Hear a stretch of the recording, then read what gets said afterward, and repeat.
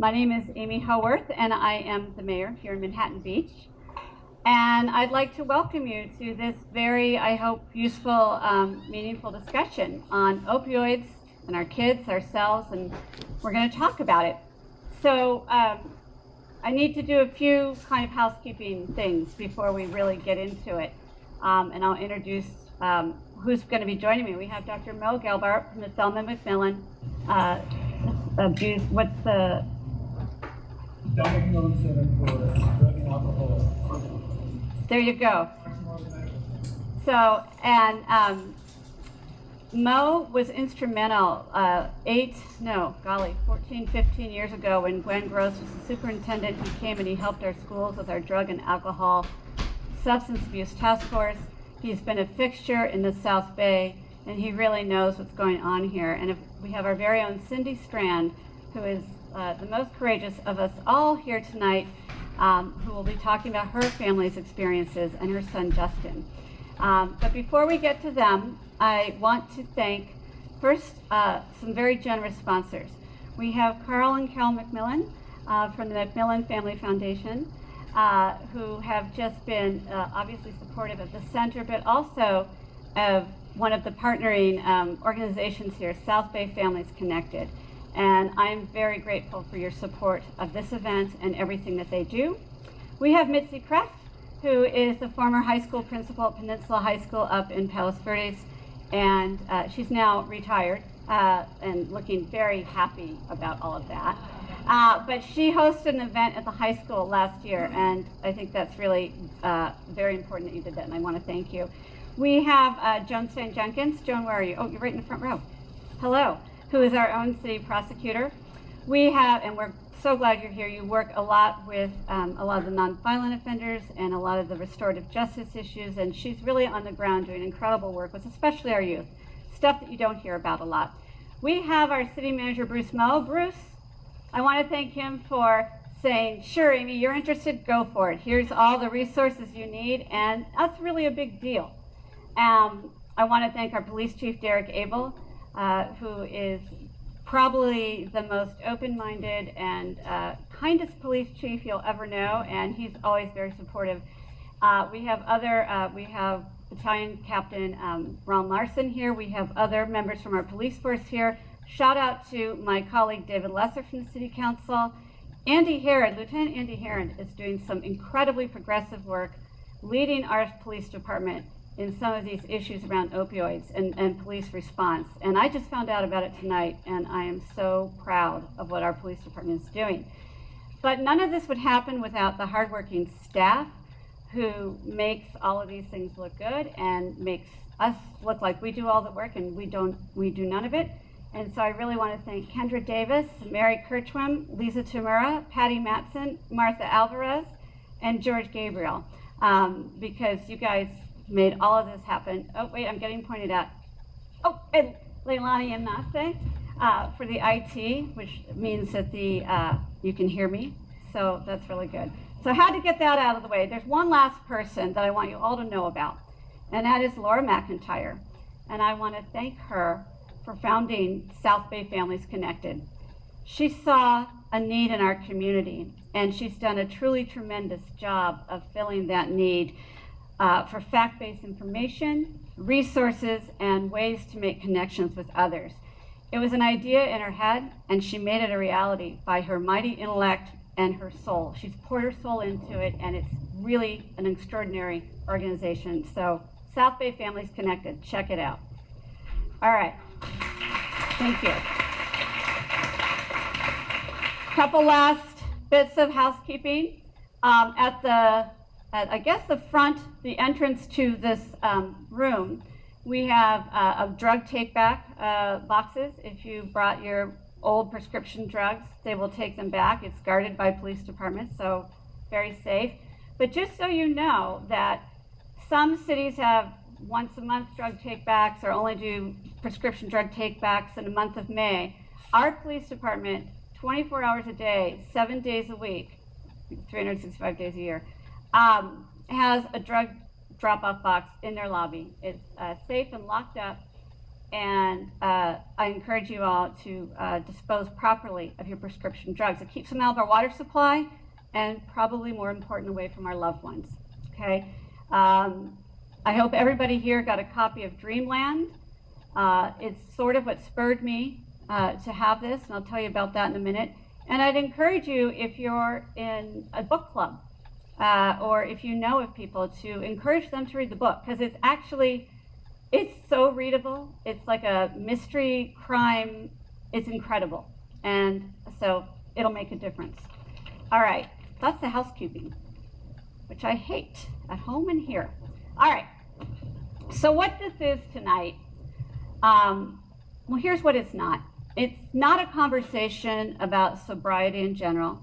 It's not about drug use in general, how to keep your teens from experimenting with drugs and alcohol.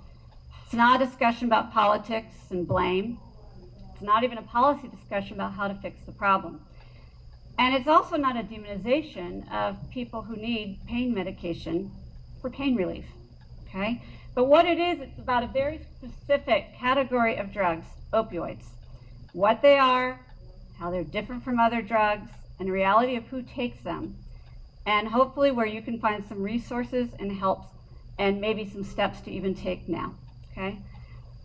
So we've all heard on the news there's an opioid epidemic. We always think these places are elsewhere, right? And what does it really even mean, an opioid epidemic, right? Some people have come up to me and say, oh yeah, meth is really bad right now. Okay, meth is not an opioid. It's okay, no judgment. You know, oh, heroin, yeah, inner city heroin problem, okay? Or it's about poor people in rural areas using OxyContin. Okay, all those things are true. Meth is really bad, heroin's in the inner cities, OxyContin's in rural America. It's so much more than that, okay? According to the Center for Disease Control, in 2016, there were 64,000 deaths attributable to opioids. In 1 year, that's 1 year. So roughly 46 people a day. And for context, each year about 38,000 people will die from automobile fatalities, and say 40,000 women will die from breast cancer. Those are still huge numbers, but 64,000 people in 2016 died from opioid overdoses. And actually, there may be more, because maybe not all opioid deaths are, reported as such, right? So I attended the U.S. Conference of Mayors back in January, and I heard a lot about this epidemic. Every mayor received a copy of the book Dreamland, and I couldn't put it down. I stayed up at night in Washington, D.C. when there were fun things going on to read this book, because it's a comprehensive look at the whys, the hows, and it really highlighted that this was not just an issue of abuse and death for the marginalized, right? One chapter dealt with suburban teens in the affluent suburb of Upper Arlington, Ohio. I'm from Ohio, so I immediately knew what that was. It chilled me, because it could have been here in Manhattan Beach that they were talking about. And so I decided, I need to talk about this. I want us all to start talking about this. Maybe it hasn't hit us as hard as it has in Ohio, where I'm from. Last year, Ohio lost 5,300 people to opioids, more than 14 people a day. But tell me, what is the appropriate number where we start talking about it? I think 1. I think we start talking about it. So I'm going to give you some facts in a minute, but I'm really here. I want us to find a way to reduce stigma, right? There's stigma that surrounds this issue. I want to increase awareness about opioids and their abuse potential and addiction. And I want to let us all know that it can happen in the most supportive families and to loved and inspiring, achieving youth. I want to extend compassion and caring to the families who've lost a child due to this horrible scourge, and to let them know they're not alone. We should all really come together as a community and help each other out, because you can't change what you can't acknowledge. And the shame of drug addiction, it keeps us isolated and from getting the help for our loved ones. So that's my pitch. That's why I'm doing this, okay? Basic facts. Opioids. Again, people are like, oh yeah, drugs are bad. Yes, drugs are bad. Oh, pot, no, it's different, okay? So opioids are essentially drugs that are derived from poppy, the poppy flower. Although Opioids are actually the synthetic drugs, right? So they're pain relief medicines. Heroin is an opioid, and it can come in white powder, brown powder, or sticky substance called black tar.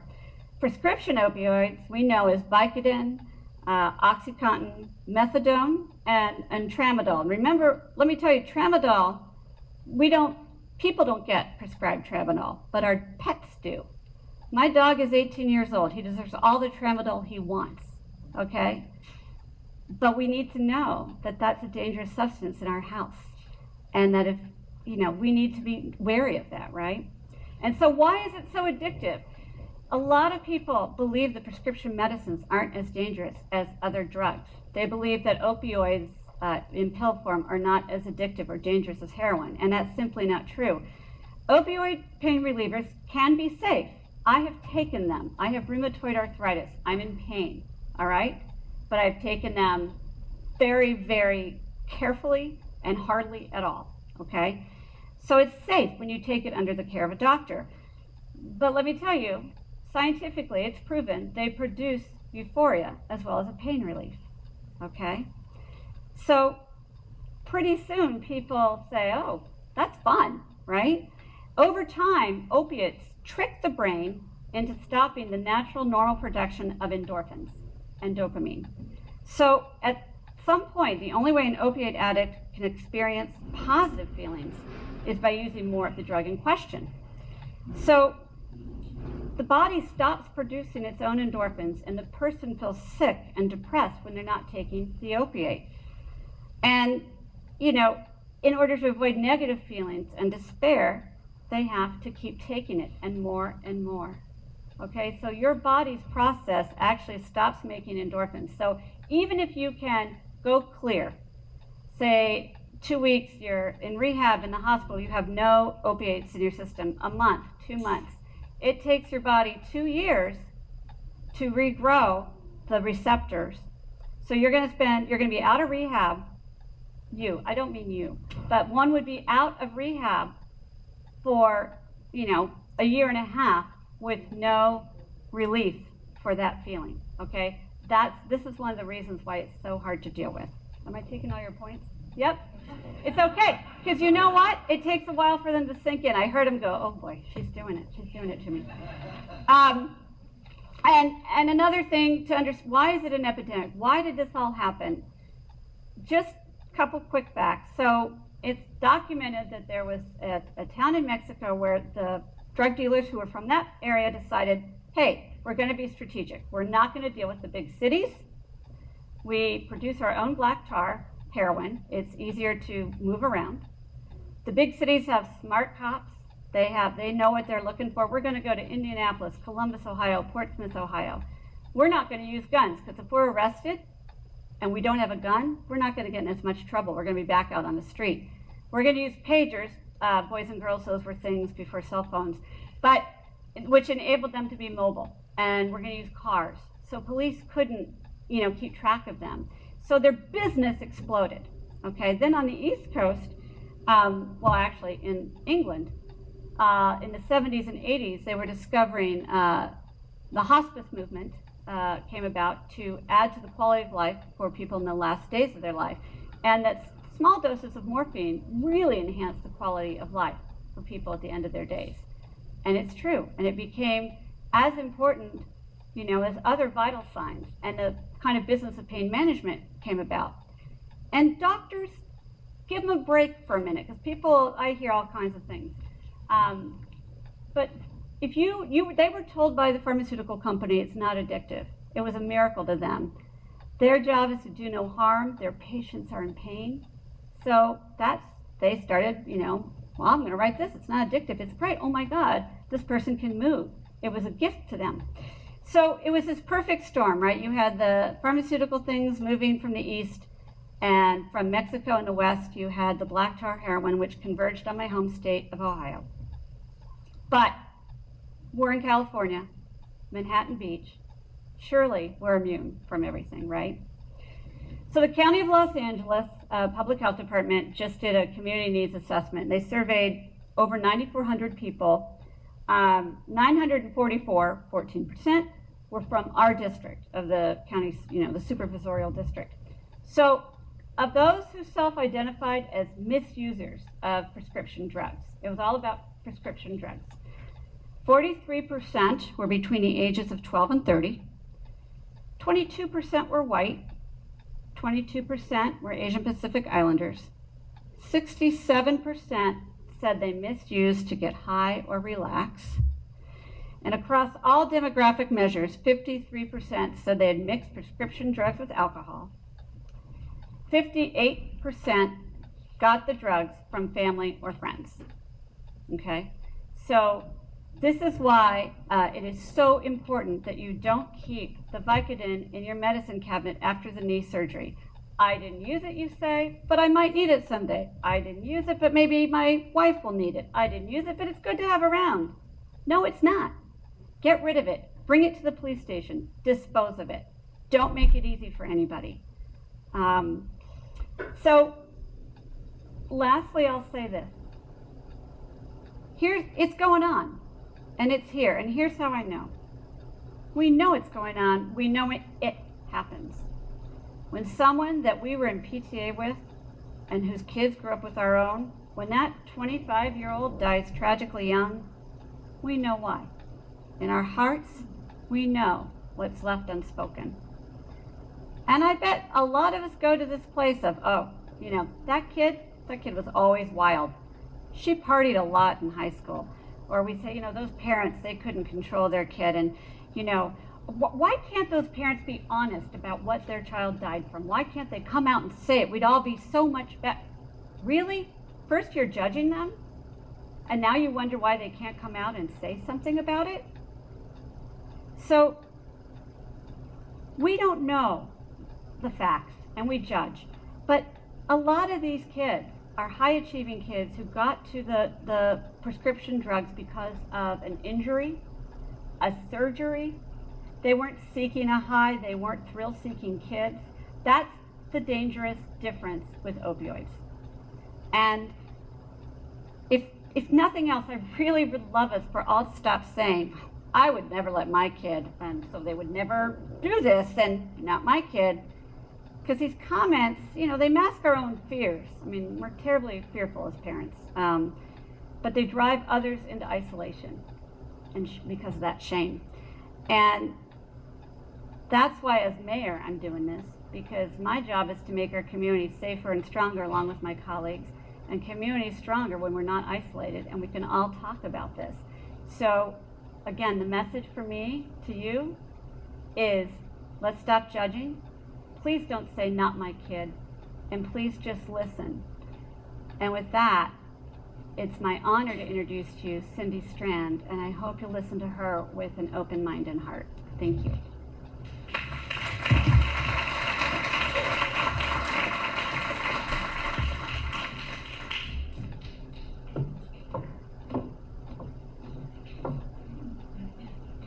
I'm more comfortable being down here with you guys instead of up on the stage. Thank you, Amy, very much. I appreciate the introduction. And thank you to Laura for South Bay's Families Connected. It's been great. She's a wonderful lady, and thank you very much. I want to introduce somebody very important to me before I start, and that's my husband, Jeffrey, in the front row. Wave, Jeff.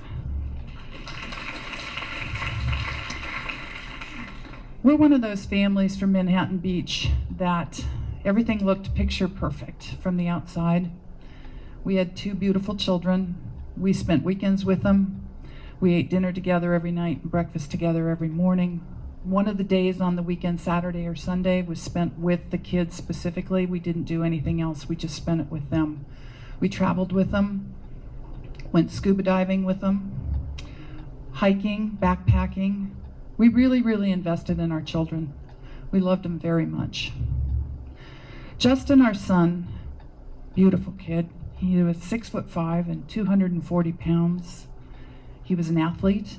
He was gifted and smart, intelligent, funny, witty. He got involved with pot in high school, and we didn't realize, I think, the level that he had gotten involved. Either that or, and I take blame for this, and when I say I may mean we, so please understand I'm speaking for Jeffrey and I. I think I didn't want to really face it, because here's the problem. If you really face something, you have to deal with it. You can't sweep it under the carpet and pretend it doesn't exist. And personally, I didn't really want to deal with it, and I'm not sure Jeff did either. So things went on. He got into a little bit of legal trouble, a little bit of an arrest here and there.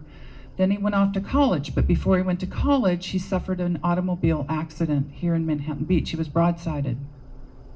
That started down the doctor route, which meant Oxycontin and Vicodin and everything else that he could get his hands on.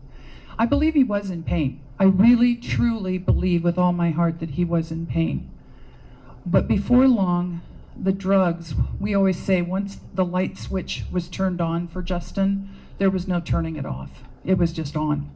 There was a dimmer now and then, but it was on or off, and there was no off anymore. He went away to college, and things progressively got worse in Colorado, where he went to college. He was arrested several times. He then came home. We brought him home, and I discovered actually one day in his closet, he was acting really weird. I found tinfoil with a black substance on it, and it had been burned. And I thought, holy God, what is this? We've just crossed a line. And he had been acting so strange that both of us knew something was terribly, terribly wrong. So I started making phone calls. I thought it was meth. But then I called Beacon House in San Pedro, and I explained what I had found, and they said, that's black tar heroin. What a gut feeling that is when you figure out that your kid is experimenting with heroin. I won't take up all your time about all the trouble that he got into, jail numerous times, rehab several times, sober living, which is anything but, several times. When we finally sent him to Taos, New Mexico for rehab, we had to get him out of LA. And then we had to go clean up a mess there because he had gotten into trouble there. We found syringes in his apartment, and we realized he had progressed from black tar to using heroin with a syringe. You don't know where to go as a parent at that point. And I have to tell you something. Both of us felt lonely, ashamed, guilty. I can come up with any kind of number of adjectives to describe how we felt. You look outside the door of your house in Manhattan Beach, and every other house looks perfectly fine. It looks like everybody is doing great. And then you go, what is wrong with me? What's wrong with my husband? What's wrong with my daughter? What's wrong in our house? Why are we suffering from this kind of thing? It's lonely, and you do feel humiliated, and you feel really embarrassed about it. We really didn't have anywhere to turn to that we knew of, because there was nothing like this. Nothing. Nobody talked about it. It was just swept under the carpet, and you just had to deal with it on your own. So after New Mexico, we got him sent back to LA, and we put him into rehab here in North San Diego County. I'm missing several steps in between. Let me tell you, it was 12 years we went through this with our son. 12 long years. Every vacation we took, Jeff and I, we got a phone call from him. I'm in trouble. I'm in jail. I need help. I'm lonely. I have no money. You couldn't give him anything because he would sell it for drugs. He lost everything we ever gave him. Bikes, TVs, you name it. Everything was sold or stolen in some way, shape, or form. Long story short, he lived in North San Diego County for approximately 3 years. As she mentioned, as Amy mentioned, they cannot go very long sober, because we figured out Justin started using at a very young age. He didn't know how to manage life as an adult, as a young adult, at all without being loaded. That was his reality, if you will. That was his norm. He could not understand how to function as a regular adult, holding a job, getting up in the morning at the same time, getting to work. He'd lost his license. He had 3 DUIs, so he couldn't drive. So he was either on a bicycle or on the bus, which is very difficult. He just could never function as an adult. The last time we saw Justin, I'll never forget it, and I know Jeff won't either. He was really struggling and really in trouble. And he had been beaten up and stabbed. He'd been beaten with a baseball bat, put in the hospital, and they released him into the lobby of the hospital, and we ran down to San Diego, actually Oceanside, picked him up, took care of him that day, but he was really out of it. We'd seen him loaded so many times before, and I have to tell you guys, this wasn't his first overdose. He'd overdosed probably 4 or 5 times that we know of, and we were with him one time in Torrance Memorial Hospital. So we've been through this before. He was planning to go into rehab on his own for the first time. Every other time it was court mandated. He wanted to go. So we got him a hotel room to let him sleep it off. He was going to get up in the morning and he was going to check himself in. And that's the last time we saw him. He died that night in the hotel in Oceanside. And so we mourn this boy who was just 30 when he passed away, had so much potential, so much future, so many wonderful things to yet enjoy and explore, and he didn't make it. So you know what? I'm going to do it for him, and so is Jeff. I started Blankets of Love South Bay in his memory, and what we do is we knit and crochet baby blankets, because the one thing he kept with him till the very end was his baby blanket. And so we give baby blankets. We're up to almost 1,000 baby blankets made by people that are volunteering. Linda's one, Jeanette's one, Robin in the back is one. We knit and crochet and we give these beautiful blankets away. But not only that, I do this kind of stuff. And Jeff will do this kind of stuff. And we are not going to sit in our house anymore and pretend it never happened, because it did. And if I can reach any of you and tell you, don't sweep it under the couch. If you think there's a problem, there's probably a problem, and you better deal with it. Don't be their best friend. Be the best parent you can possibly be. They don't need a friend. They got plenty of friends. They need you to really be on them, and if they hate you and they're ticked off at you and they won't talk to you, then you're doing your job. I'm glad to be here and I'm glad to talk to you.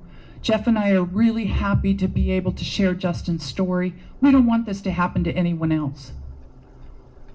So please, afterwards too, come up and talk to Jeff, come up and talk to me. We'll be happy to explain what we went through in more detail if you want to, but we're here in the community for you if you need anything, okay? Just reach out. It's lonely if you don't. Thank you.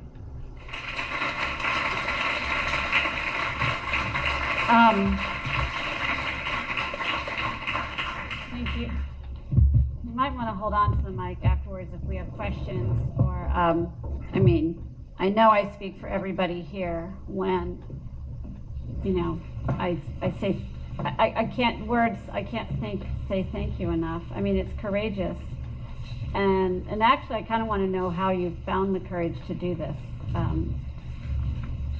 Because, you know, you say there's blame, I take the blame for this. And I get it, you know, we all do that, but how did you find the strength to do this? I think after I decided to start Blankets of Love South Bay, I realized that Justin needed us to talk and speak for him because he can't anymore. But he always hated drugs. He always hated what had happened to him. He made that very clear to us. He was very ashamed of it himself. And hiding behind a door and pretending it never happened is the wrong thing to do. And I just have to reach out to people in his memory, and Jeff does too. We both want to help people get through something like this. Thank you. I'm sure there'll be more later, but I had to ask that because it's incredible. Thank you. Dr. Gelbart. Well, thanks for having me. You know, anytime I'm on a panel like this and have to follow somebody like this, I feel very inadequate, because it actually, you know, I've been a psychologist for 42 years, and one of the first people I ever worked with, whose name was Tom, an opiate addict, you know, looked me in the eye and he said, "You live off." I said, "I lived through it, and you live off it."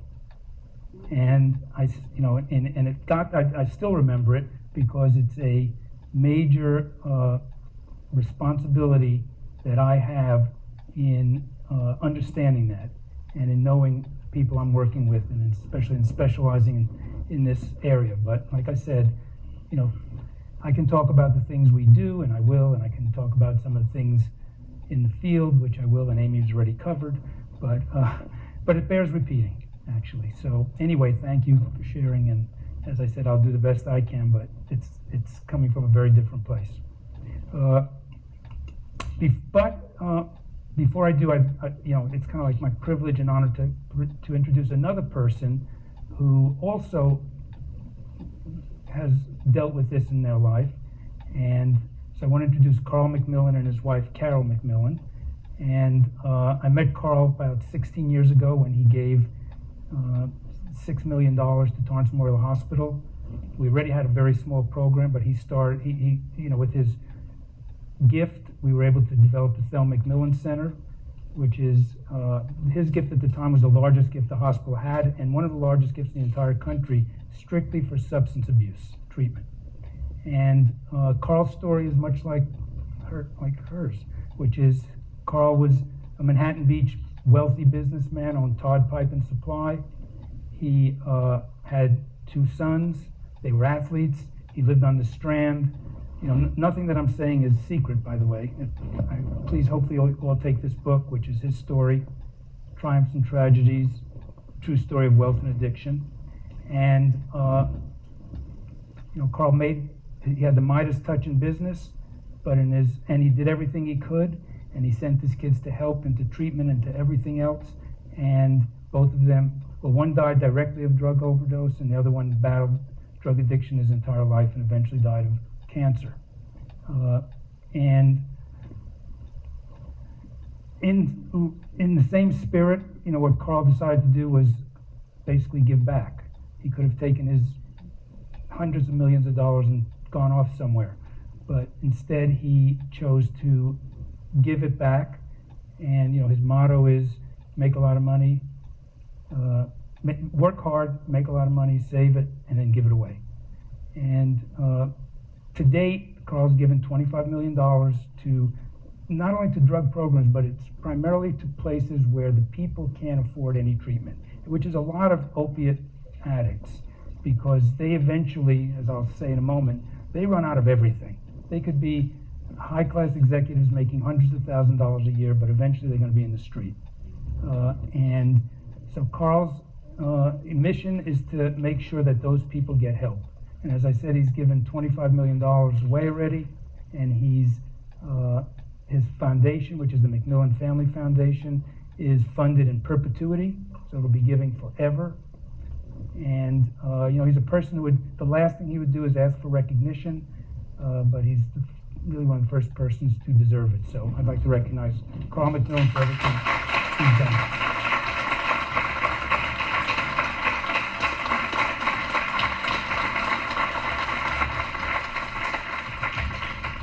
So, anyway, I'm the executive director of the Thelma McMillen Center at Torrance Memorial Medical Center, which is a outpatient treatment program. We have an adult program and a teen program. The program's been there about 27 years when I started, but for the last 15 years it's been the Thelma McMillen Center. On the teen side, the main drugs that kids are coming in with is alcohol, marijuana. There's a little bit of alcohol. I mean, alcohol is going down a little bit. Marijuana is kind of ticking up a little, A, and B, I'm not going to get into the political end of it, but I'm certain it will tick up more as a result of, you know, the legalization of marijuana. We have about 15% of our kids come in with, in addition to those, or solely abusing or dependent on pills. You know, as an outpatient program, we're getting kids kind of in the middle. So if kids are just too addicted at that point, they're probably going to wind up going to a residential treatment center. So it's not necessarily the kids that we see, or we see them in transition and put them in a residential center. The pills that the kids are using, Xanax primarily, they use Vicodin, Percocet, believe it or not, a great deal of heroin in this community in the South Bay. We treat mostly kids from LAX down to Long Beach. So it's primarily, since it's an outpatient program, all our kids are from the South Bay. They have to be able to come to the center every day after school. Uh, they abuse a lot of their prescribed medications, which is ADD medications, for example. Adderall is a highly abused drug that they use. So why do kids use? There's genetic factors. They use for fun. They have low self-esteem. They are self-medicating, what we call co-occurring disorders. Probably about 70% of kids have depression, anxiety, ADD, bipolar disorder, and so they're using drugs and alcohol and medication to take care of those feelings. Of course, not a very good, system. They want to fit in, low self-esteem. But then, opiates is a whole other issue, as Amy said. There's this kind of, as I say, predisposing factors or factors that lead both adults and kids to use. But opiates has a whole other track. And that track, as Amy has mentioned, is the what we call iatrogenic addiction, which means it's started by a physician. And by the way, this is no knock on physicians at all, not the slightest. In fact, it's probably in that book, and I haven't read it, and I'm looking forward to it. But about 20 or so years ago, there was a push by Joint Commission and the people who run hospitals that pain was not being taken care of properly, and pain needed to be addressed more. And there was, as I say, there was a campaign to make sure that it was done more and more. And for physicians, those are some of the most difficult patients because they're coming in and they're complaining and they're not happy and they're miserable. And so when the doctors find some medication that's going to help them, they're thrilled. And again, the majority are well-meaning and are doing what is expected of them. So although it may sound that at a moment or two, I'm not in any way putting down physicians. But it is, like I say, the track to addiction for opiates is a whole different track. We find people who are would never otherwise be addicted, okay? They come to it honestly, to say the least. And in fact, in our adult program, the hardest people we have to treat, not the kids, I'm going to get to the teens in a moment, but the adults who come to our program addicted on opiates, who have a very serious pain problem, are tremendously difficult to work with, not to help. And that's because they're sitting in a room with drug addicts, and they're sitting in a room with people who have a different set of problems, and yet they're using the same substances. So anyway, the path to opiate addiction, as I say, is very different. So what are some of the things to think about? When I thought about making this presentation, I think one of the main things is the perception of medication has to change in general. People, when they do these surveys, like the one Amy mentioned, the perception of pain medication, it's about 30% of people think pills are safer than street drugs. Okay, they think it's okay. Why? Because they're all over. Why? Because there's these tiny little red and yellow things. How could they be harmful? Why? Because they're in our cabinets everywhere. Why? Because my mother, my father, when they're feeling up, they take something. When they're feeling down, they take something. So there's a reliance, and again, not negatively, there's a reliance on medication as a way to get through certain things. And the perception for many people is, well, that's a safe thing. Kids especially, when it's prescribed by a doctor, they think, well, it's okay. What they fail to remember, however, and physicians are among the most highly trained people in this country. And when they prescribe a medication, it's for a specific person. They take into account their history, their problem, their previous issues with any kind of medication, what other illnesses or medication they have, their height, their weight. They take and they prescribe that particular problem for that person, that particular medication for that person. To think of a child or anybody else taking someone else's medication that's not prescribed from them, really when we think about it in that way, it's a little insane, okay? But that, as I said, there's this kind of desensitization to that as a problem. And so it's a pill. And as I said, if it's believed, if it's prescribed by a physician, it's okay. And by the way, so when there's another perception, which is, and this is, adults have it. If you're given a pill for pain and you feel more pain, what do? well, maybe I should take a second pill because it's not working. And if you feel even more pain, you take another one. So, and as Amy mentioned, you know, the addictive process with opiates is I mean, it hijacks your brain quickly. Sometimes not instantly, I don't want to make it sound too bad, but sometimes very, very quickly. And as that, I think that's what the book in part is about, but when you read about how pain medication, the OxyContin was produced and sold to physicians, it is tragic. And because it was sold to physicians as a medication that would help pain for 12 hours. And it would help, and it did work great for about 5 or 6 hours, maybe. And then the person ran into a problem, which meant, well, what do I do now? If I don't take it as prescribed, I will start feeling really bad. So what do? I take it again.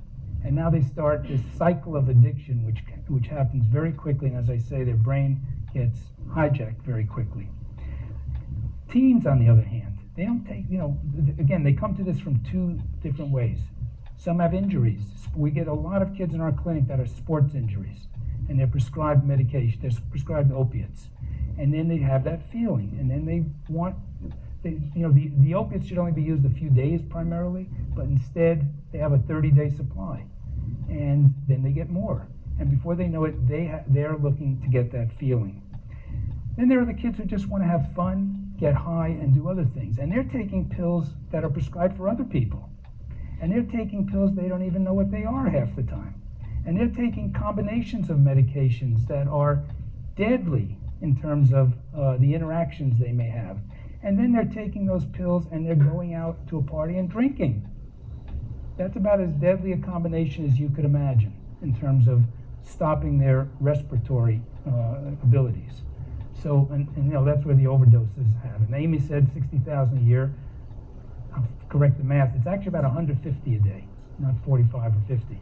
And I say that because it's important to think about, it's kind of like a medium-sized plane going down every day and crashing with everybody not surviving. It's more people that die than in the entire Vietnam War, die in a year from opiate overdose. So the numbers are staggering.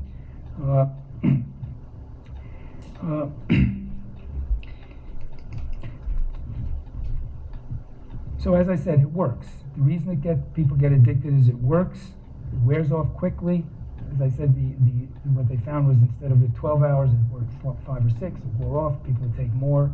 And then now the world's turned around, and poor people who have great pain are now suffering from not being able to get medications even. I mean, these are controlled substances, by the way, so they're not written as many prescriptions are. The doctors have to write them in a certain way that the pharmacies and their databases of people who keep it, so they can't be continually shopped for and abused. If you go to doctor's shop, you'll eventually get caught at the pharmacy for getting multiple prescriptions. By the way, there are some doctors who are just going to prescribe. Okay, so there is a small percentage of the pill mills, and kids can get it off the internet, and they can get illegal street drugs, and the things they get illegally we don't even know what's in them, or they don't know what's in them. They're oftentimes filled with things like fentanyl and fillers that are, again, much more deadly than they would get from a prescribed, something that was actually prescribed for them.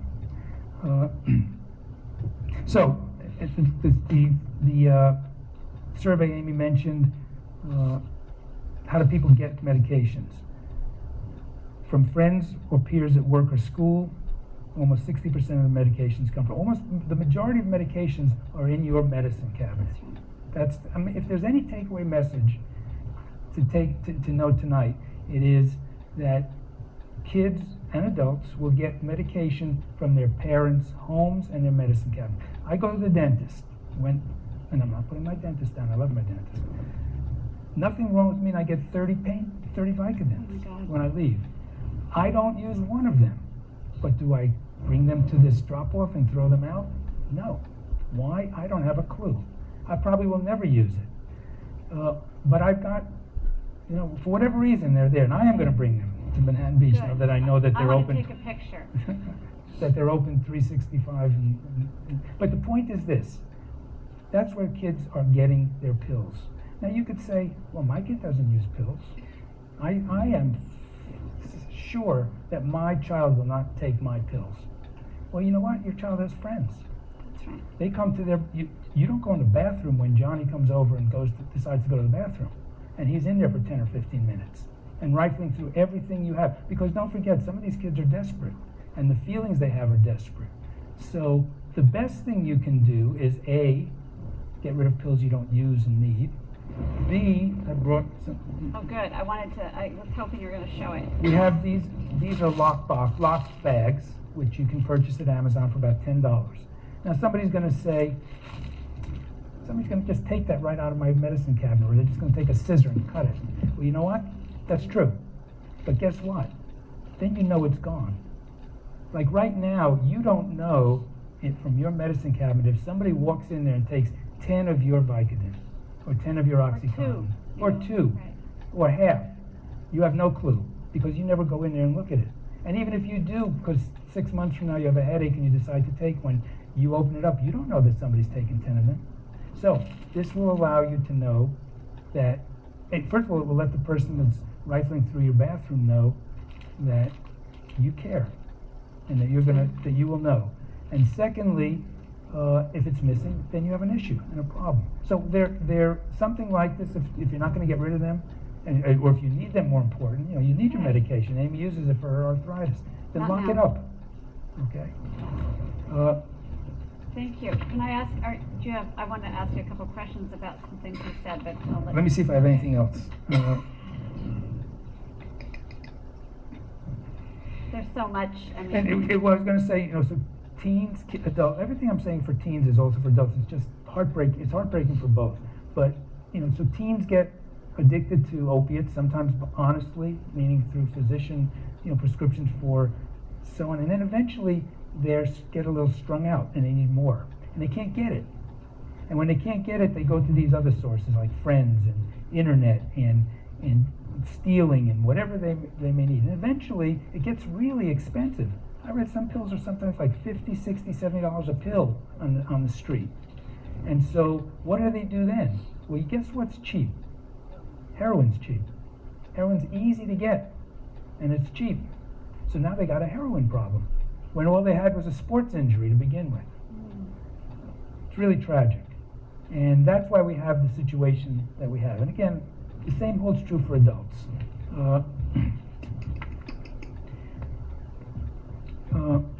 So 80% of new heroin users started on prescription pills.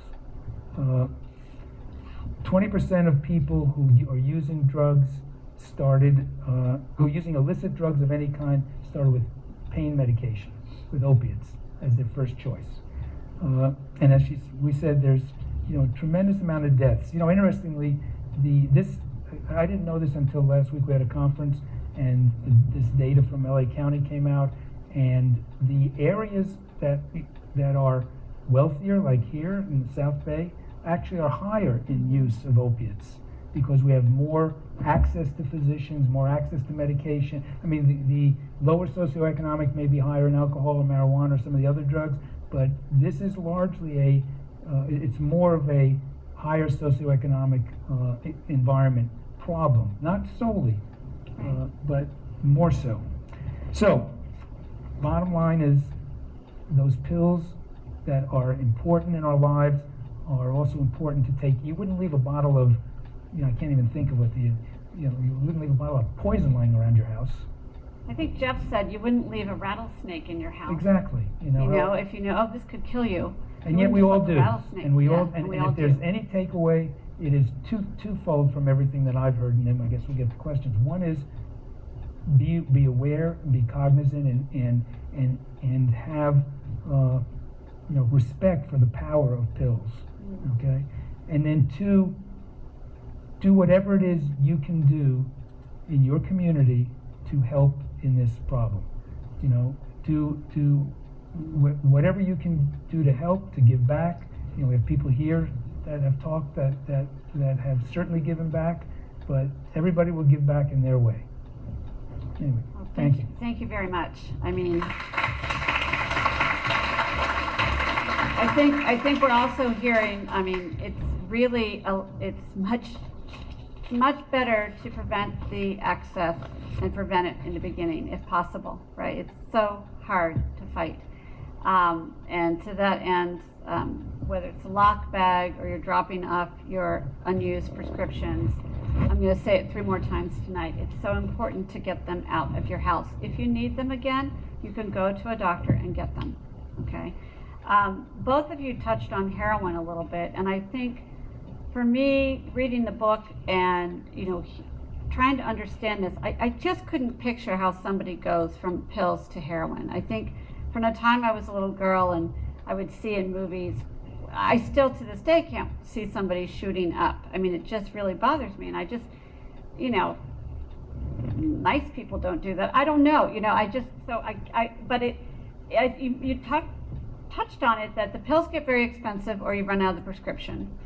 And then you mentioned black tar heroin, Cindy, so that you don't inject, or like, so that explains, because people don't, it's like, well, my kid would never do that. Again, my kid would never, just don't ever say that. But so. No, that's true. Black tar, and you probably know more about it than we do, but it is inhaled. And he had always said, Justin had always said, well, I'll never ever use needles or anything. He said that many years ago. And then you see your kid get to that point, and it's, you just don't know what to do at that point. It's, you've crossed that line that you never thought you were ever going to have to cross. And I know he turned to it because the pills do get very, very expensive, and the heroin becomes very available, and so that's just where it leads to. I mean, one of the questions that was in the community needs assessment that we both referenced was, how easy is it to get, you know, pills on the street?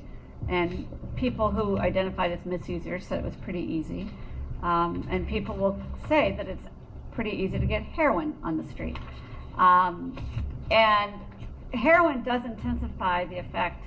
I mean, heroin is a more intense, I believe, chemical reaction in the body than, it's more immediate than the pills. So now they're intensifying that and making it even harder. And then we didn't even really touch on fentanyl, which is another synthetic opioid, which is even stronger. Very deadly. You know, as soon as you turn to, as soon as you turn to illegal street drugs, Yeah. you give up any sense of quality and any sense of, you know, control. In other words, when the pharmacies put out their medications in this country, we know kind of what we're getting. Mm-hmm. But go buy street drugs, and you don't know what you're getting. And it's, you know, and dealers or people in manufacturing it are trying to, of course, make the most money they can, so they're filling it with things that will make somebody feel a certain way, but it won't necessarily be the most healthy thing. Well, none of it's healthy, but. Well, and even if the fentanyl is, I mean, even if it was a pure thing, it is so intensely strong. I mean, that's, a lot of the deaths are coming from the fentanyl or the heroin. So it's, I think people say, oh, these kids are, when they're dying and they're, you know, how many pills are they taking? Well, they've moved on. They've started with the pills and they've moved on to the heroin, or, you know, they don't know how strong the fentanyl is. And something about the black tar heroin was that it is so easy to get and ingest. And, oh shoot, I lost my train of thought. That happens. I'll get back to it, I'm sure. Let me, you know, Yep. but before you jump to that, Oh, I know what it was. many kids die from the pills in the bottle. And especially when, as I said, when they mix it with alcohol, which they will tend to do, or they mix it with other Right. pills, which they will do. You know, they have pill parties where they just grabbing pills out of jars, and I mean out of bowls, and sometimes they don't know what's in them. And again, you know, one of the issues that we have to make sure we don't do is try to think of rational and logic thought as, so when you say, well, how could they do that? Why would they do that? And the reason is, as I said, the best term I can think of is the brain is hijacked by drugs, okay? And the what I call the red light system, which means, you know, we have a part of our brain that says, you know, I'd love to go do that, but wait, you know, that building called the bank has all the money in the world, and, you know, I'd love all that money. but if I go take it, I'm going to wind up, these guys are going to arrest me and I'm going to go to jail, so I'm not going to do that. That's our, we have a red light system that tells us what to do and what not. That stuff starts going off when you start using drugs. And then when you're addicted, and you have that feeling, and you have to get that feeling, then it doesn't matter what you have to do. So I guess, and I want to open it up to questions and talk about that in a minute, but I'm just struggling to figure out if there was something that could be done. I mean, once you find out if one of your loved ones is using, by the way, the overdoses that are occurring, they're really called accidental overdoses, right? I mean, it's not like, the folks keep using and using and using and using, and it's not an intentional suicidal, I'm going to OD and do this, right? So I don't know why that was helpful for me to understand, right? And I appreciate what Cindy was saying, that her son was also ashamed. Like, he didn't want to be this person. He did, but he couldn't find help. What would have been something, we can't know what would have helped. I mean, I think that the prevention and just, and he came to it, he came to it because of the surgery. I mean, he'd had a history. He had been using and experimenting. But again, it's these opiates that just grab you. And I think Jeff go ahead. That's what he told us. He said that when he experienced what he experienced from the opioids, all bets were off. To him, that was it. He found what he'd been looking for. Yeah. So whatever it is that it does to the brain, the euphoria. He really liked it. I read that on the CDC website. I mean, it produces euphoria, and that's not something you're supposed to experience every day, and it's intoxicating, right? But I do want to say, everything is accurate that's being said. People do get help. People do get yes, treatment. Please tell us that. Well, people get help. People get treatment. People recover. It's a long process. Okay. And it's dedication. But you have to get through the initial part to kind of clear your brain enough to hear what's being said. But it's really years. It's not years necessarily of treatment. But I mean, we're an outpatient program, for example. We have 2 opiate tracks where we specialize in opiate addiction, and kids and adults get help. They do get better. They're a little more determined to do so because it's an outpatient. You're not locked up. But I don't want to go down this road too much. Thank you. Where I was starting to go there. It's like it's hopeless. Yep. If you start taking pills, it's hopeless. It's hopeless if you don't stop at some point. Sure. But there is, and there are medications, by the way, medication-assisted treatment. There are medications that assist in the treatment of opioid addiction. That's right. And they block the ability for opioids to take effect.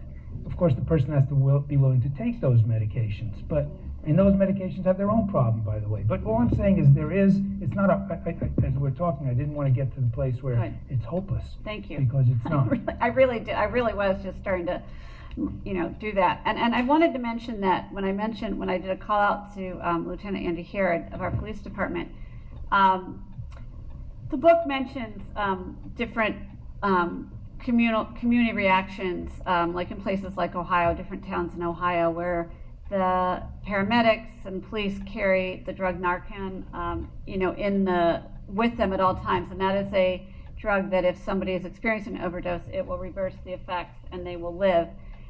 It doesn't cure them of addiction, but it gives them another chance, right? I mean, it's really, and our Andy has been doing the work to make sure that we have that here in Manhattan Beach. So I think we need to know that and understand that. You all had cards on your seat.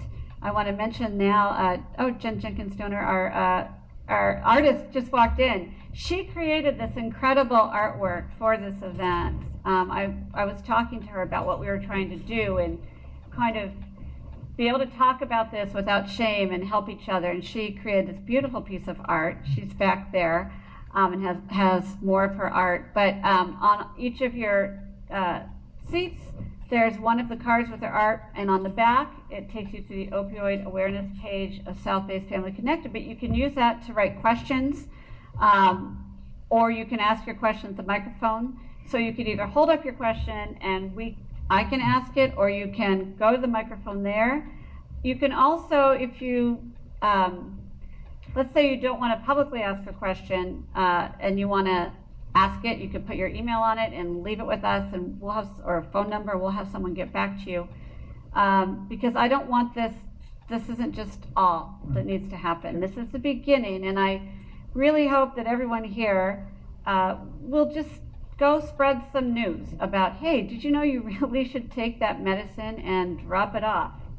If all we did was that, you're bringing your Vicodin. No, I'm not. See?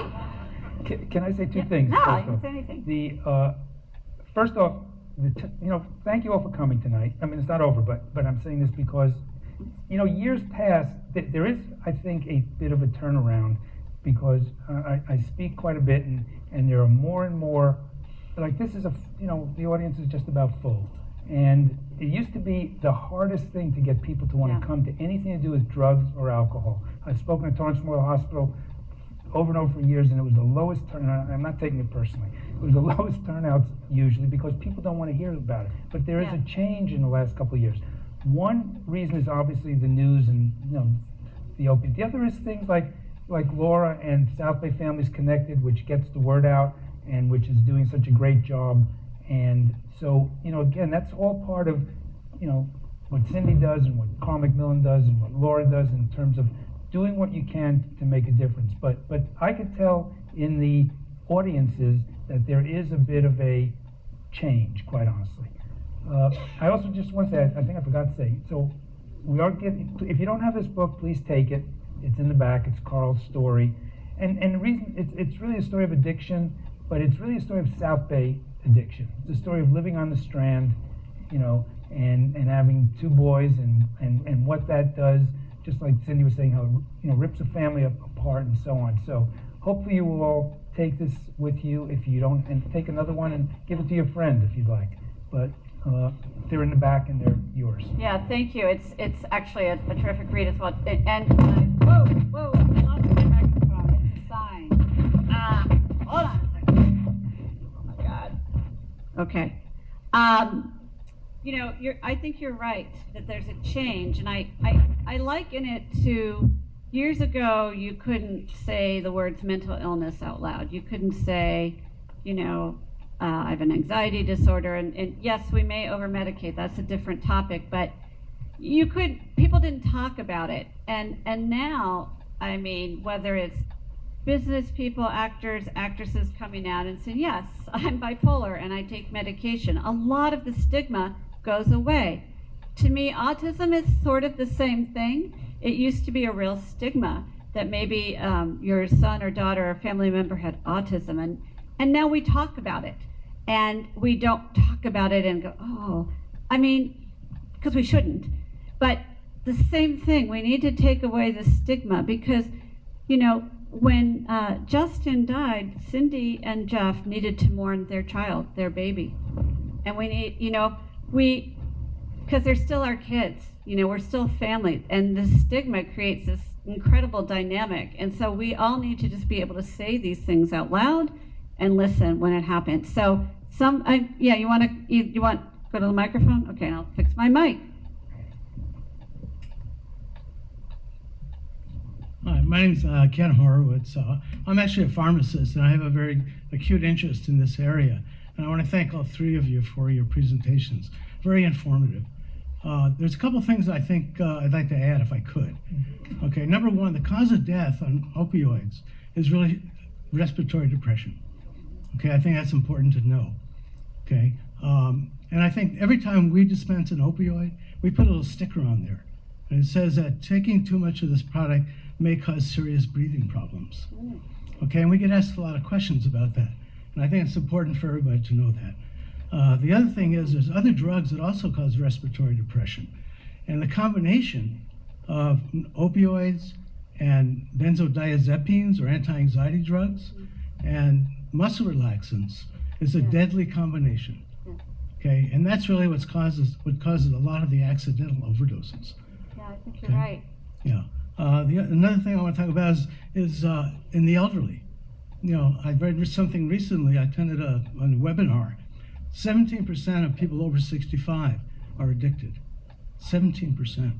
Only 10 to 12% of people under 65, not children, but 40 to 65 are addicted. So it's becoming a real problem in the elderly. And I think that this is something also people can watch. You can also help yourself. When you go to the doctor and he prescribes, there was my sister had surgery.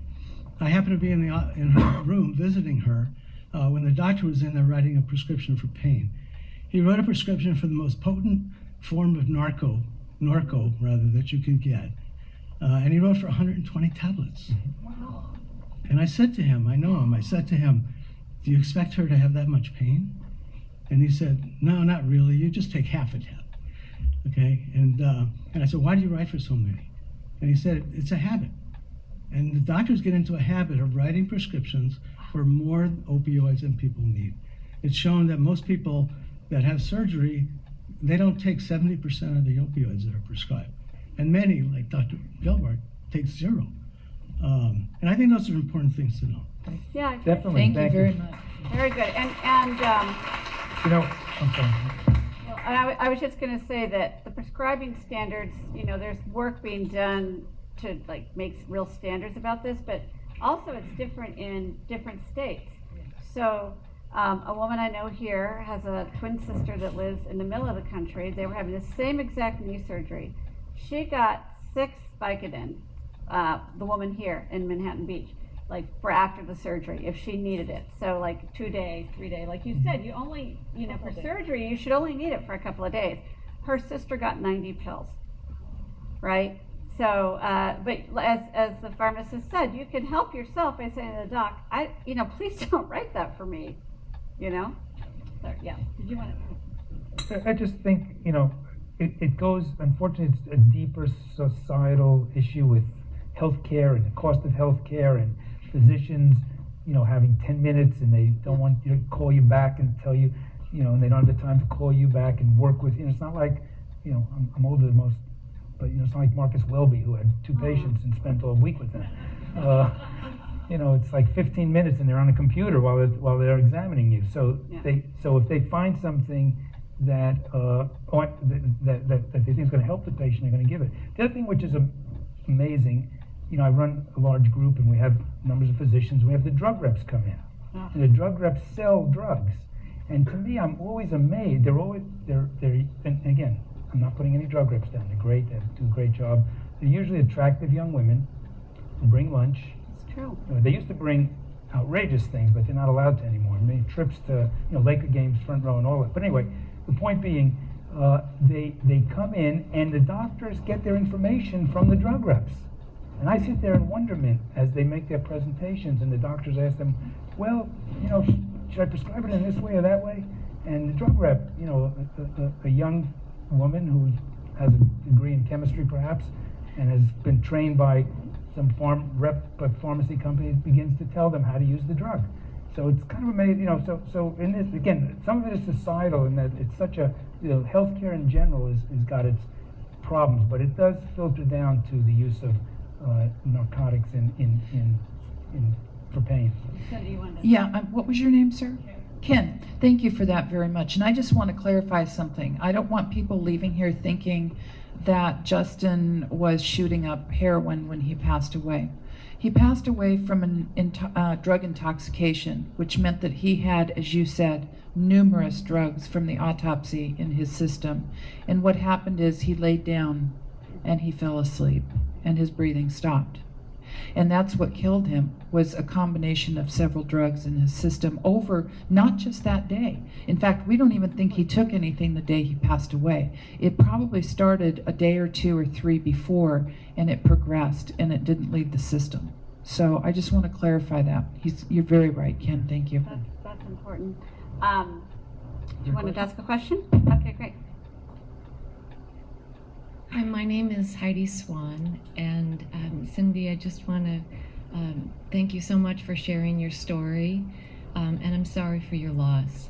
My brother also is a drug addict and was homeless, and his drug of choice was crack and cocaine. But like Justin, he started with marijuana.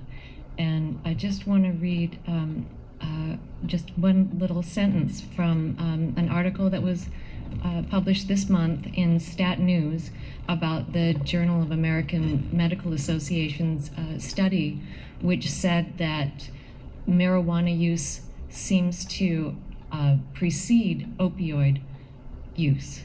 It says adolescents who use marijuana are also more likely to misuse prescription opioid medications. In our experience, nearly all of our patients with opioid addiction first used marijuana heavily. And with marijuana being legalized, it's just so important that we let teenagers especially know what they're putting themselves at risk for. So I really appreciate that you bring that up in your talk. And pot today is very different than it was a few years ago. Yes. It's very strong. Yes. Thank you. So, thank you. Thanks very much. Yeah, I didn't want to, we wanted to focus on opiates, but for a moment on speaking of marijuana and kids, some of the most difficult things to work with. You know, kids are Nobel Prize winners in understanding and having researched the benefits of marijuana. If they would spend 10% of their time doing their schoolwork, if they do studying marijuana, they get straight A's. And they can talk you out of anything. And that's been for years. And now with the legalization, it has even, you know, that argument that they have as to why it's okay for them to be doing something, you know, that's natural and that people in the 60s did and so on, is just very, very difficult to break. And yes, you know, again, there's controversy and difference of opinion, but, you know, being in the field for as long as I have, I agree with, not her name, but that it's truly a gateway drug. I'm going to read a question, and then can I get to you? Are you good? Okay, Jane.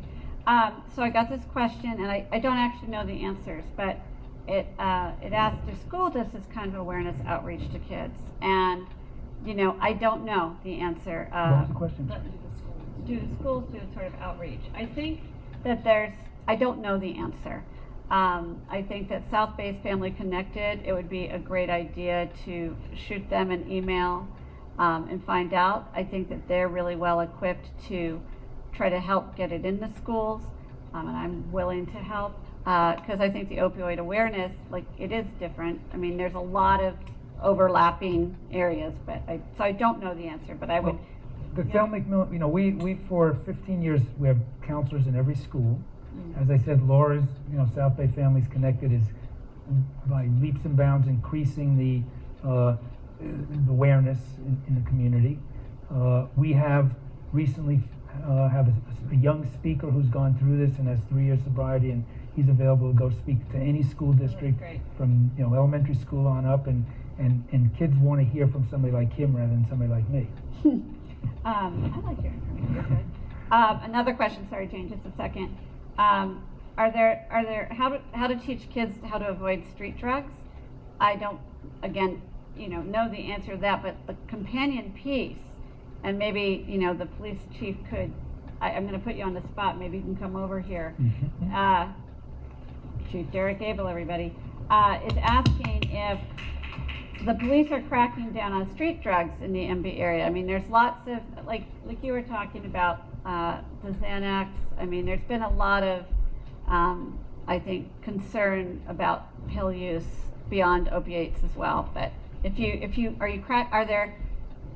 the action happening? Is there it in Manhattan Beach, and are you guys aware of it, and do you take active steps? So the question is whether or not we have a problem with pill use in Manhattan Beach. I will tell you that there's illicit drugs in all of our communities. Doesn't matter where we live. And so whether it's pills, marijuana, alcohol, what have you, I know we're talking about opioids and what's happening across the nation right now, but I think as parents, I'm a parent too. My kids attended school here in Manhattan Beach and other schools in the South Bay, but the point is, we're not immune from that. And I'm going to tell you a story about one of our colleagues. He's not here with us, he's retired right now. And he may be remiss in me talking about this, but I think it's important. He lost his child to opioids. He actually lost his daughter to heroin use. That was my child. I get emotional talking about it because that was one of our family members. And we lost her, this baby, 19 years old, to just what Cindy is talking about. Had no idea this child was using or how she got exposed to this. Good kid. Watched her from a baby growing up.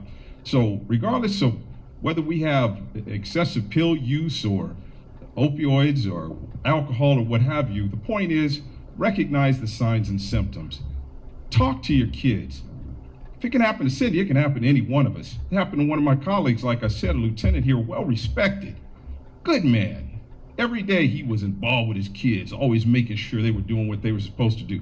Talking about that, making sure you give that tough love. Not here to be their friends, you're here to be the parent. You can be friends later in life, but while they're growing up, you gotta be there with them. And so those things that they're talking about today, it affects all of us. I wanted to point that out and make sure you guys understood. Law enforcement, the PD here is here to help. We all are in this together. We've all experienced that as a family, a community. So what you go through, we go through. So don't assume just because we know about something out there, we're gonna reach out and harm someone or take them to jail, and that's what it's about. It's about incarcerating someone. It's about helping people. It's about affecting someone's life in a positive way that's meaningful. And if we can do that, we are here to support you in any way we can. So by Cindy and others talking about this the way they are, I am so proud of our community. Amy for making this a point today to talk about it. There's no more hidden figures. It is what it is. And people, we need to get out and talk about it and make sure we take care of one another and make the services available to all of us. So I know I've gone on and talked about some things. But don't go away. But you guys like investigate stuff, right? And you like if you get a call like, hey, there's rumors that this is going down, like my 8th grader is going to, this field an awful lot and says there's pills there. Are you, and like maybe working with the prosecutor, you're investigating Sure, stuff. we'll investigate. And if we know that there's some harm out there caused by the potential of some kids getting involved in something, you bet we do. Okay. And there's ways to go about that, and I think responsible ways to make sure we're taking care of the issue. But at the same time, there's a larger issue out there. What is that? And that's what we need to get to. Okay, thank you. All right, you're off the hook. Now Jane and then Jen. Thank you, Chief. Hi, Jane. Hi, thank you so much, and thank you for having this today. I think it's so important. So full disclosure, my day job is I'm a psychiatric social worker for LA County. I deal with kids and adults with dual diagnosis all day long. That's what I do in my job. Sometimes when people find out what I do for my job in my off time, they want to talk to me too. So I had a mom from our community come to me at a social gathering and say, hey, can I talk to you for a minute? I said, sure. How are you? What's going on? And she teared up a little and she said, my child is in the hospital. They have a problem. And I said, it's tough. Are you getting some help? And she said, yeah. She said, it's been really hard though. I've been really lonely. And I said, oh, what do you mean? And she goes, last year one of my kids, they had appendicitis and people brought meals to my house and they called me and they asked me how I was doing. Someone even came and walked my dog. This time no one came. There was no list. And I just want to put that out there, that mental health issues and drug addiction are really hard, but they're no less painful, they're no less more serious. And if we can treat them more like medical issues, it will go a very long way to reducing the stigma of being the family with the problem. This is a really tight community, and when something happens in our community, we are excellent at responding. We have had vigils, we have had paddle outs, we mobilize like no one else I've ever seen. And I think it's time to start doing that for the folks who are having this issue too. So I just wanted to bring that comment to the table. That is a great point, Jane. Thank you. Yes, Joan, did you want to? Yeah. Sorry, go ahead. That's true in terms, but it's also. You should go to the mic Go so to the mic so everyone people can can hear hear you. you. Sorry, Jen. Let's get Joan. And Jen and Jen. There's two Jens there. Ironically, this is Joan Jenkins Stein, and that's Jen Jenkins Donor. I don't know that. I thought that was an interesting. And then that's Jen Cochran. I don't know what's going on here. Go ahead, Joan. It's true with the kids too when they try to get better. parents don't want, or other kids don't want to be around these kids. Yeah. And so then they're isolated, and the kids who do want to be around them are the kids who are still using. And it's just, It's a tough one. no one will take that, really, no one seems to be taking that step that they want their child to be around a kid who has had drug issues. And I understand that, but by the same token, it just leads to just desolate isolation on behalf of the kid who's trying to do better. That's a great point too. They're all great. Those are, we talked about takeaway about locking up your pills. This is another just as important takeaway. And I'm glad that all of you brought it up, which is taking away the stigma and talking about it from all ends, either whether you have the problem or are aware of it. Because I can't tell you how many people, one in particular comes to mind, I'm not going to name her, but a well-known community figure whose son died of an overdose, and the night he died, they didn't, because everything was so secret, they had no clue where to go when he was hurting. They didn't know who to call, where to go, what to do for him. And he passed away. And she made it her mission, and the family did to, never keep that under the covers again. Hi, I'm Jennifer Cochran. I'm on the Manhattan Beach School Board, and since the question was asked, I wanted to just address what the schools are doing since I'm here. There are lots of programs starting from time kids are in elementary school. Red Ribbon Week. They're introduced age appropriately through elementary school. We've really increased the programming at the 7th and 8th grade level for students on alcohol and drugs. And then there are the high school health curriculum and speakers and other programming at the high school. We can always do more. And we need to be doing more. And honestly, it's getting to the point where we don't even know what the kids are, technology and what they're doing is faster than what the programming is that's coming in. For example, what they're able to sneak into bathrooms and into classrooms. And so, I believe the schools are working hard on that from the educational perspective and also just on being aware. And thanks to Families Connected, there has been so much more discussion at the parent level. With panels like this, we have packed the middle school on many occasions. I see many of the same faces that are presenting here, that have presented there, packed the high schools. And so we are talking about it a lot more. And I just want to thank Laura again, and Cindy, I know you've done the same for Families Connected, and Dr. Gelbart. So, you've all pitched in, and thanks to everybody. Beach City's Health District has been incredibly helpful in both funding and just being involved with the students and the community. So thanks to everybody, but we can always do more. And so I appreciate everyone being here. Well, and thank you. And I appreciate, clap for Jen. Because I do think the schools being willing to do, it's good to hear, the programs matters, because it's in the past they haven't always been willing to do it, because if they talk about them, people will say, oh, well then it must be a bad school, everybody's doing drugs, which is not true, but you also have to talk about it. So I'm really glad that's happening. Hello, Jen. I'm the one who did the art. I've had a little while to marinate on this before the program.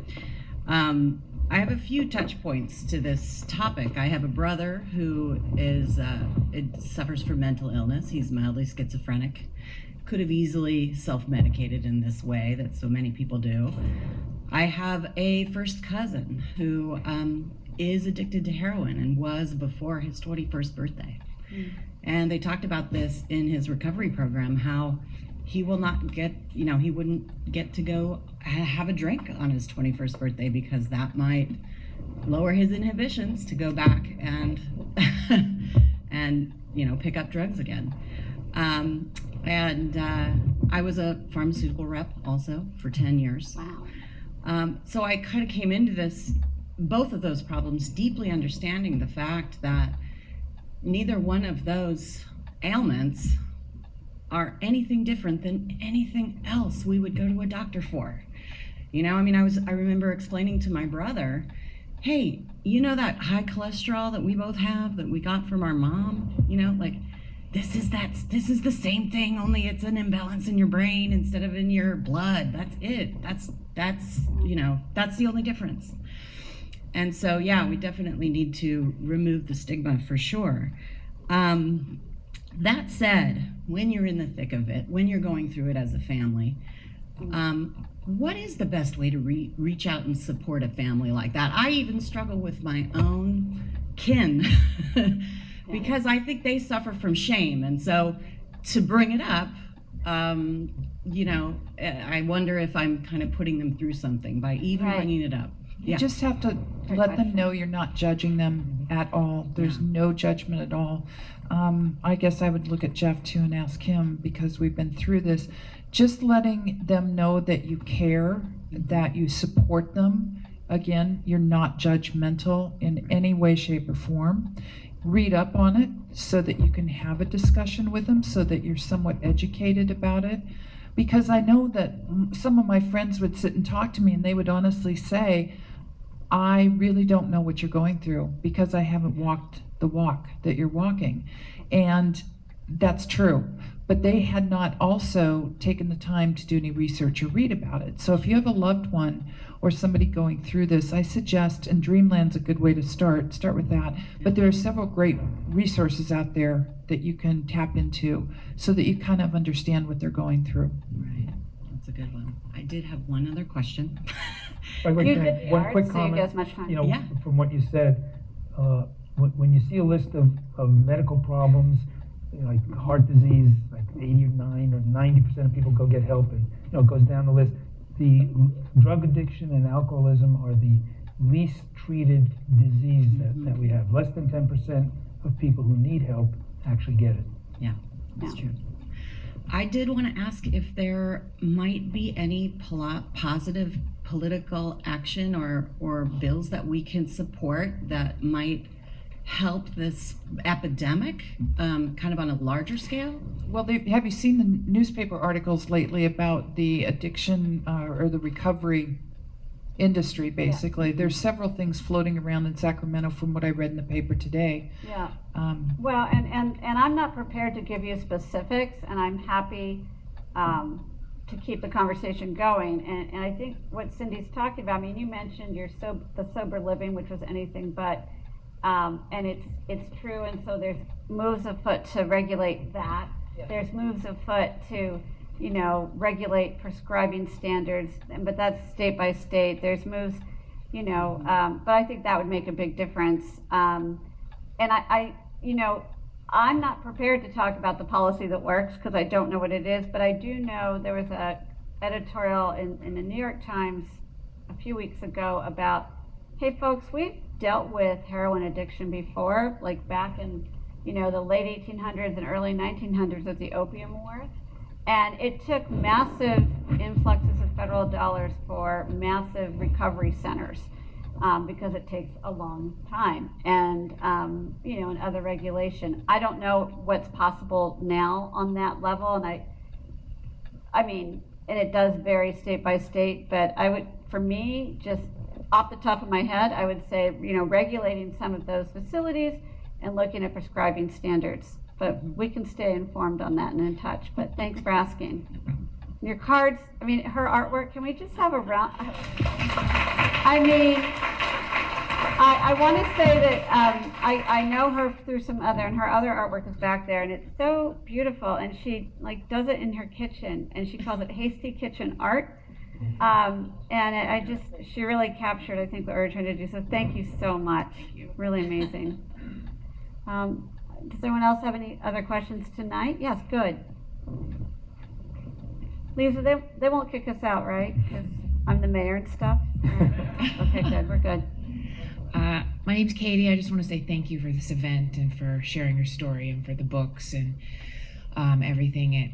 I feel like I have a lot to go away with. And I'm the parent of a teenager, and one thing I see right now is kind of a confluence of events is a lot of ADD medication out there, a lot of pressure to succeed, and a lot of tests all the time. in school, not just ACT and SAT, but constant standardized testings. And so, what do you say to that teenager who says, well, you know, so-and-so I know just needed that, borrowed a Adderall or whatever and did really well on the ACT or the SAT, or and so, you know, that doesn't sound like such a bad thing to me. I mean, other than, of course, it's wrong to share someone's medication, but A felony what are some would other... be, I mean, in that, I mean, It's wrong. it's wrong. That's a wrong.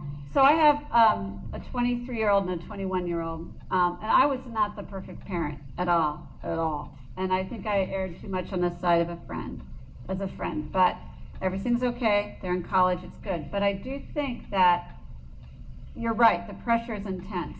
Now, my oldest son, when he graduated from high school, I put together like all these family videos and I put them on a DVD, and we were watching them. And I had always wanted to get him diagnosed. Not diagnosed, I wanted to take him in because he seemed like he had ADHD to me. Impulse control kinds of things. But my husband didn't want to do that. So when we finally did, he was like in 10th grade and he wanted no part of any of it, right? Like he didn't want, when they're in 10th grade, they don't want to take, you know, medicine because mom says it's good, you know, you should take it, and the doctor says you should take it, but he's 10th grade, he knows better. So he didn't want to do any of it. So I showed him the family videos, and here he is, I mean, we're watching like from 2 years old on, and within a few minutes, I'm just like quiet and sinking into my seat because it is so obvious this kid has ADD, right? From the family videos from an early age. I mean, it's not just a high energy kid. I mean, and he's smart and funny. He's wonderful. My child is wonderful. He's an amazing graduate from college. He's wonderful. But every single teacher from the beginning of time said he's a chatterbox, right? He's watching this, he turns to me and says, how could you not know I had ADHD? So I would say that if your child actually has an issue, you know, and you get them diagnosed, you know, then they can have the medicine. But borrowing it from someone is like, I think Mo talked about, you don't know that it's gonna work for you. The medications are very complicated, and not every ADHD medicine works for every brain. You can do some serious harm. I mean, and the pressure is intense, and I think trying to help them find a way to deal with the pressure, and understanding, and I hope I'm not too controversial, understanding that in this day and age, we make our children do so much more rigorous work than I did. We make them stay in school longer. The expectations, you know, are so much greater. And as a parent, helping them, you know, showing disappointment when necessary, but also giving them the space to mess up in some way. Teenagers don't get a chance to mess up anymore. The stakes are too high. But I would say, if you want to take your friend's Adderall, because it will help you focus, mostly, it will. We're going to go to a doctor, and you're going to get a 504, and you're going to go through the whole process. Otherwise, it's a felony. Just say that, and you know. But it's hard. It's super hard. And forgive yourself for, you know, not knowing. It's hard. You know, how was that? Good, parent. Hope that's helpful. I'm happy to talk to you about it afterwards too. I think we're done. Oh, Laura's saying we're done. I'm the mayor, though. No, it's good. So what I really want to say is, before you leave tonight, there's more cards over on, you know, the artwork. Take some with you. Give them to people. You know what? If you know someone who's going through something, maybe slip the card under their door. And take a book. Oh, absolutely, take the book. If you'd like, Carl will be happy to sign your book, or you can, more than anything else, just talk to him. If you like. Absolutely. And I have cards on the back table where Robin is. Robin, wave your hand. If you want to contact me outside of here, if you have questions, my email's on there and my phone number as well. And again, I want to thank you guys, but I have to thank Mo and especially Cindy and Jeff Strand. So can we give them a big round of applause?